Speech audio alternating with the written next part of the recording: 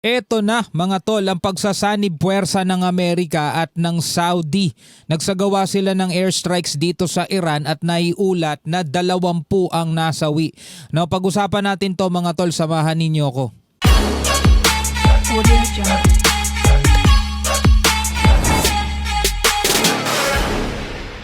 Alright, magandang araw sa inyong lahat. Welcome ulit sa ating bagong video, reaction, review, commentary, opinion, criticism at kung ano-ano pa. Bago natin to simulan, baka di ka pa nakasubscribe dito sa ating YouTube channel mga tol. Huwag niyong kalimutan mag-subscribe. Click nyo na rin ang notification bell para ma-notify kayo pag may mga bago tayong commentary, reaction, pag-aanalisa sa mga balita ngayon mga tol, na talaga namang nagliliyab at nag-aalab ngayon tulad nitong pag-uusapan natin. Mula rito sa UNTV News, magkasanib na inatake ng Estados Unidos at Saudi Arabia ang mga grupong sinusuportahan ng Iran, no? Dito sa Iraq bilang ganti sa sunod-sunod na drone at missile attacks laban sa kanilang mga oil facilities, no? Samahan ninyo ako mga tol, panoorin natin to. Magkatuwang na naglunsad ng airstrikes ang US Central Command at Ministry of Defense ng Saudi Arabia laban sa mga milisyang sinusuportahan ng Iran. Biruin nyo mga tol, nakikisali na talaga ngayon ng Saudi. Kumbaga parang naubos na pasensya nila.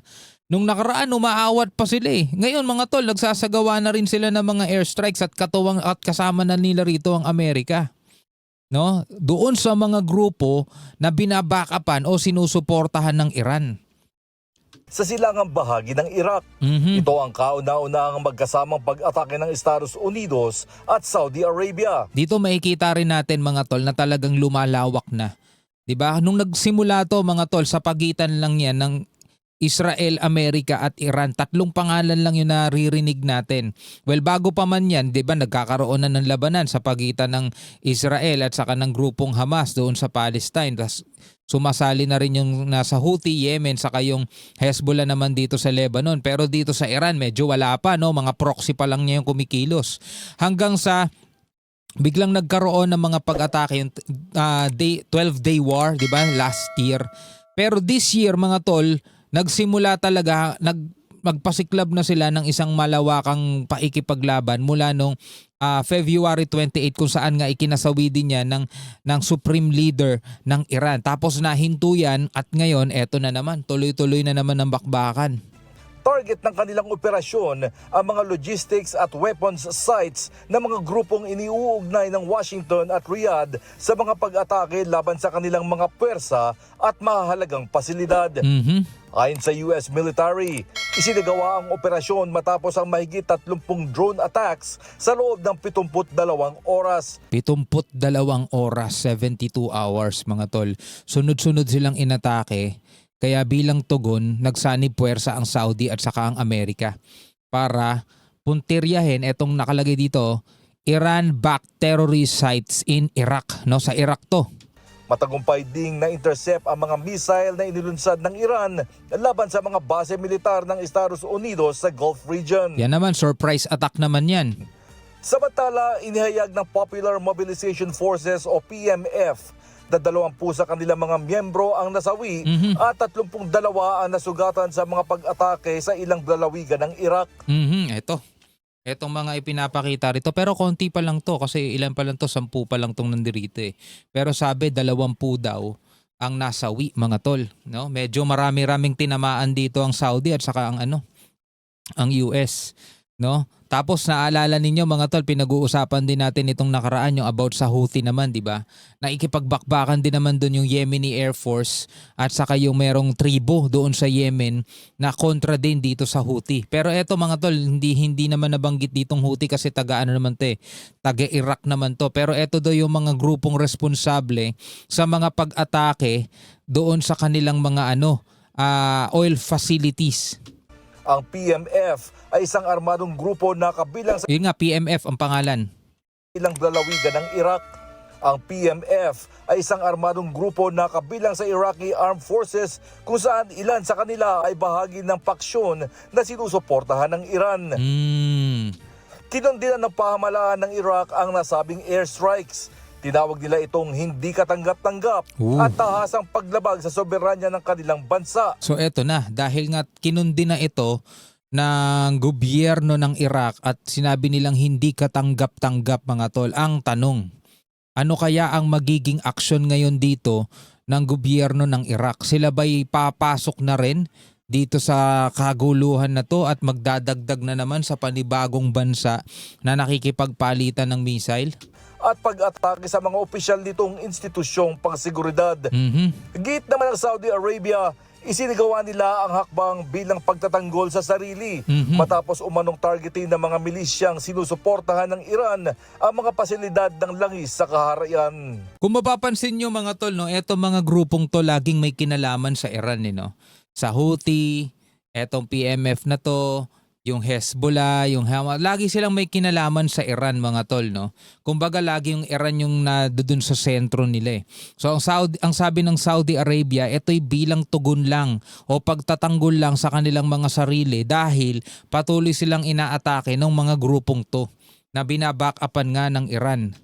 Milisyang sinusuportahan ng Iran ang mga pasilidad ng langis sa kaharian. Sa Kingdom of Saudi Arabia, no, yung mga doon pasilidad ng langis, alam naman natin mga tol, napakayaman ng Saudi pagdating sa ganyan. Sinusuportahan ng Iran ang mga pasilidad ng langis sa kaharian. نحن كسعوديون Ito. We as Saudis, we may forgive but we do not forget. Sabing ganon. We do not get angry but if we get angry, we inflict pain.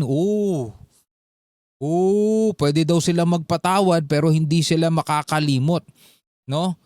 Pwede daw silang hindi magalit, we do not get angry, pero pag nagalit sila mga tol, talagang sabing gano'n, no? We inflict pain. قد نسامح لكن لا ننسى لا نغضب وإن غضبنا أوجعنا. Nananatiling mataas ang tensyon sa pagitan ng Estados Unidos, Saudi Arabia at mga grupong sinusuportahan ng Iran. Nagbabala naman ang magkabilang panig ng posibleng karagdagang hakbang kung magpapatuloy ang mga pag-atake. Kita niyo mga tol Tapos yung isang balitang pinanood natin, nakikipagpulong si Trump dito kay Netanyahu, Prime Minister ng Israel. Actually mga tol, hindi pa natin nababalitaan ngayon na kumikilos ang Israel. Tahimik pa sila ngayon. Pero hindi natin alam kung ano ang laman ng napagpulungan ni Trump at saka ni Netanyahu. Pero ang sabi, nang nakasentro yung pagpupulong na yon sa Iran. Tapos yung Ukraine pa mga tol, di ba? Ang dami nang nababanggit. Ukraine, Israel, Amerika, Iraq, di ba? Iran, Saudi Arabia mga tol, nakitumitira na rin sila ngayon, Saudi Arabia. Tapos yung Yemen, palaki ng palaki, palawak ng palawak mga tol. Saan pa kaya aabot to? Grabe. Well, ulitin ko mga kapatid, yung sinabi natin itong nakaraan, yung mga ganitong klaseng kaganapan, hindi naman na rin natin yan dapat pang ikagulat kasi bilang mga Kristiyano, ikaw Kristiyano ka, alam naman natin, nakasulat na yan sa Bible, pinagpaunan na yan.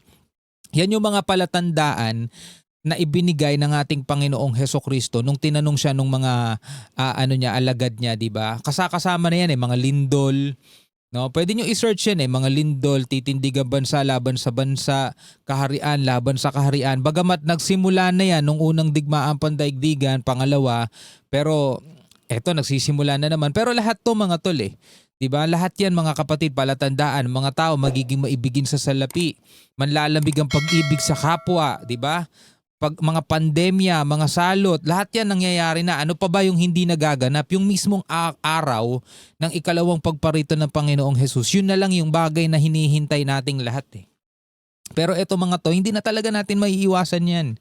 Nandoon na talaga yan, nandoon na tayo sa huling bahagi Ang nakakaalam lang kung kailan yung araw na yun, walang iba kundi ang Ama. Yun na lang talaga, no? Anyway, bilang mga Pilipino, ano ang inyong masasabi tungkol dito kung bakit meron tayong pakialam? Kasi mga kapatid, apektado tayo ng mga nangyayari dyan Diba? Pagtaas ng presyo ng gasolina, at syempre may mga kamag-anak, may mga kababayan tayo dyan na nagtatrabaho sa mga bansa dyan sa Middle East. For example, dito sa Saudi, sa UAE, diba? Lahat, nagkalat ang mga Pilipino, kaya syempre dapat alam din natin yan. Anyway, pwede ka magbigay ng iyong sariling komentaryo at opinion sa comment section sa ibaba. Hanggang sa muli, ako nga pala si Shobaldi. Peace out.